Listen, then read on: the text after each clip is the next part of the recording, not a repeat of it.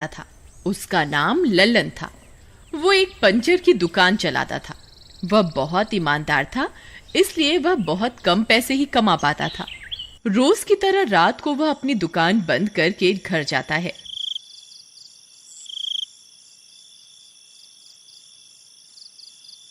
अरे भगवान कहाँ हो? लो आज की कमाई ले लो और अलमारी में रख दो।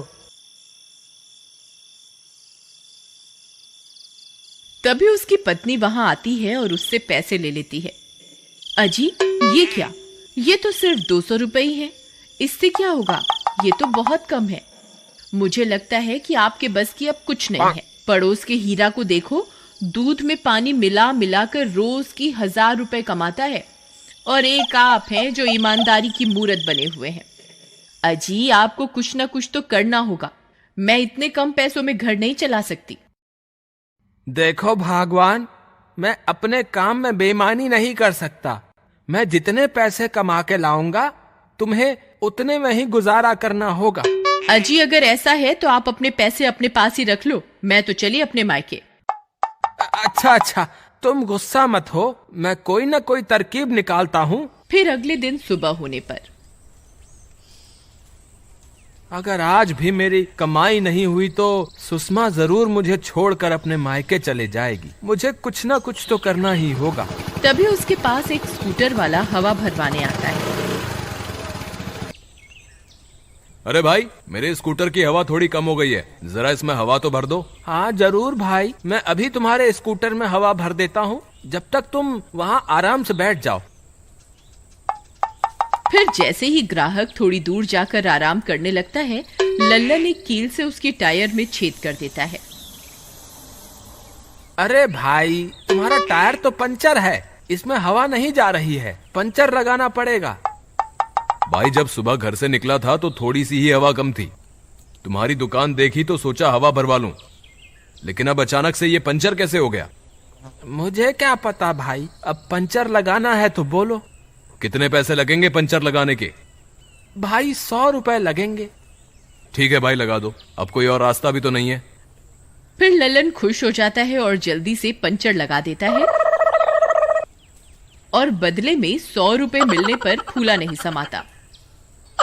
अरे वाह, हवा भरने के तो सिर्फ 5 रुपए मिलते थे। आज तो मजा ही आ गया। फिर थोड़ी देर के बाद एक गाड़ी वहां आकर रुकती है। अरे भाई, मुझे लगता है ये गाड़ी में हवा कम है, जरा थोड़ी हवा तो भर दो। जी मालिक, जरूर, अभी भरता हूँ। अरे वाह, इसके टायर में भी छेद कर देता हूँ, फिर 5 रुपए की जगह 100 रुपए कमाने का मौका मिलेगा। इतना सोचकर वह जोर से टायर में कील मारता है। तभी जोर की आवाज आती है और टायर फट जाता है और लल्लन दूर जाकर गिरता है।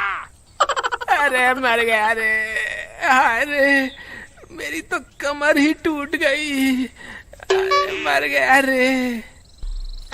क्यों रे, मेरी गाड़ी का टायर कैसे फट गया है? तू क्या कर रहा था मेरी गाड़ी के टायर के साथ? कुछ नहीं मालिक, मैं तो सिर्फ देख रहा था कि पंचर तो नहीं है। पंचर देख रहा था या पंचर कर रहा था? जल्दी बता। अरे कील तेरे हाथ में क्या कर रही है? इसी कील से टायर पंचर कर रहा था ना? है? भाई मुझे माफ कर दो, मैं फ्री में तुम्हारा टायर बदल देता हूँ। आज तो बुरा फंस गया यार। फिर वो ग्राहक फ्री में अपना टायर बदलवाता है और वहां से चला जाता है। यार आज तो 2000 रुपए का नुकसान हो गया। मुझे लगता है ये कील से टायर पंचर करने वाली तरकीब ज्यादा नहीं चलने वाली। मुझे कोई और तरकीब निकालनी होगी। फिर रात होने पर वह अपनी दुकान के आगे कील बिछा देता है, ताकि सुबह जो भी गाड़ी वहां से गुजरे उसका टायर खुद ब खुद पंचर हो जाए। फिर सुबह होने पर जैसे ही गाड़ी वहां से गुजरती है तो वह पंचर हो जाती है। अरे वाह, लगता है मेरी तरकीब काम कर गई। लगता है इसकी गाड़ी पंचर हो गई है। अरे भाई, मुझे लगता है मेरी गाड़ी पंचर हो गई है, जरा देखना तो सही। अभी देखते हैं भाई साहब। अरे आज तो मजा आ गया, दुकान खोलते ही बोनी हो गई। फिर इसी तरह पूरे दिन बहुत सी गाड़ियां वहां से गुजरती हैं और सारी पंचर हो जाती हैं। इसी तरह उस दिन लल्लन की खूब कमाई होती है। अरे वाह वाह, आज तो मजा ही आ गया। इतनी कमाई तो 6 महीने में भी नहीं होती जितनी आज हो गई। चलो अब रात बहुत हो गई, अब घर चलते हैं। मेरी बीवी आज बहुत खुश हो जाएगी। फिर वह दुकान बंद करके अपने घर की ओर चल देता है। थोड़ी दूर चलने पर वह घर पहुंच जाता है। अरे भगवान, कहाँ हो? जल्दी बाहर आओ। आज तो हमारी इतनी कमाई हुई है कि तुम यकीन ही नहीं करोगी। जरा जल्दी बाहर तो आओ। अजी आ रही हूँ। फिर सुषमा जल्दी जल्दी भागने लगती है और भागते भागते वह गिर पड़ती है। अरे मर गई रे, हाय मेरा तो सिर ही फूट गया। अजी कहाँ हो? जल्दी आओ, देखो मेरे सर से तो खून निकल रहा है। अरे भगवान, तुम्हें क्या हो गया? तुम गिर कैसे गई? अजी मुझे लगता है मेरे सिर में बहुत गहरी चोट लगी है। मुझे अभी के अभी अस्पताल ले चलो, नहीं तो मैं नहीं बचूंगी। हाँ भगवान, मैं अभी ले चलता हूँ। लेकिन जरा एक बात तो बताओ, क्या तुमने कोई पैसे कहीं छुपा के तो नहीं रखे हैं ना? इस वक्त ऐसा क्यों पूछ रहे हो जी? अगर तुम्हें कुछ हो गया तो वो छुपाए हुए पैसे बेकार ना हो जाएं, इसीलिए। तेरा नास पिटे, तुझे क्या लगता है कि मैं मरने वाली हूँ? जल्दी से मुझे डॉक्टर के पास लेके चल। अभी लेकर चलता हूँ भगवान, मैं तो मजाक कर रहा था। तुम नाराज क्यों होती हो? फिर लल्लन अपनी पत्नी को स्कूटर पर डॉक्टर के पास ले जाने लगता है। वो जैसे ही अपनी दुकान के सामने से गुजरता है, तभी उसके बिछाए हुए कील उसके स्कूटर के टायर में घुस जाते हैं और उसका टायर पंचर हो जाता है। अजी अब क्या हुआ? स्कूटर क्यों रोक दिया आपने? लगता है टायर पंचर हो गया है। अरे यार, ये कील कैसे घुस गया अचानक? अब ये कील किस मूर्ख इंसान ने गिर दिया रास्ते में? मैं तो कहती हूँ जिसने ये कील गिरा है वो बर्बाद हो जाए, उसे कुत्ता काट खाए, वो कहीं का ना रहे। बस बस भगवान, बस भी करो। ये कील मैंने ही बिछाए थे। अजी मैंने क्या बोल दिया? हे भगवान, मैंने अभी जो भी कहा है कृपा करके उसे अनसुना कर देना। अजी लेकिन आपने कील क्यों बिछाए हुए हैं रास्ते पे? मूर्ख औरत, इतनी जल्दी भूल गई। तूने ही तो कहा था ज्यादा मुनाफा कमा के लाओ, उसी वजह से मैंने ये सारे कील बिछाए हुए हैं। अजी वो देखो, वो सामने किसी की रेडी खड़ी हुई है। आप मुझे उसी पर डॉक्टर के पास ले चलिए। फिर लल्लन सुषमा को उस रेडी पर बिठाता है और किसी तरह से थोड़ी देर बाद डॉक्टर की दुकान पर पहुंचता है। डॉक्टर सुषमा की जांच करता है। देखो भाई, इनका खून बहुत बह गया है, हमें और खून चढ़ाना होगा।